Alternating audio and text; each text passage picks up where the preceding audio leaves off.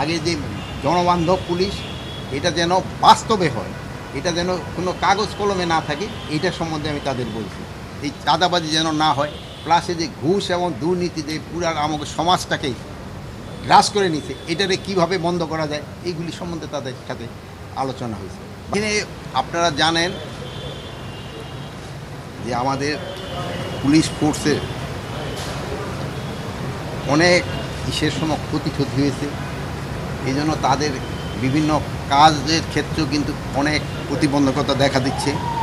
এখন স্পেশালি ধরেন তারা এটা তাদের মনটাকে আরও উজ্জীবিত করে তারা কিভাবে তাদের পুরানো গৌরবটা ফিরে পায়, এই জন্যই তাকে ব্যক্তিমান বলা হয়েছে। আগে যে জনবান্ধব পুলিশ এটা যেন বাস্তবে হয়, এটা যেন কোনো কাগজ কলমে না থাকে, এইটার সম্বন্ধে আমি তাদের বলছি।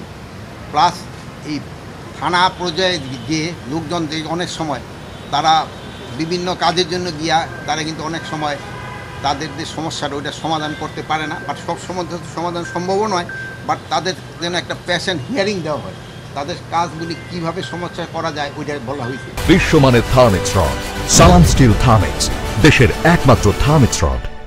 ট্রাফিকের যে একটা সমস্যা আছে হচ্ছে, এই ট্রাফিকটা আমাদের কিভাবে উন্নত করা যায় এটার ক্ষেত্রে বলা হয়েছে। চাঁদাবাজি কিভাবে বন্ধ করা যায় এটার সম্বন্ধে বলা হয়েছে। যেহেতু চাঁদাবাজিরা যদি বন্ধ হয়, জিনিসপত্রের দাম কিন্তু একটু সহনীয় পর্যায়ে চলে আসবে।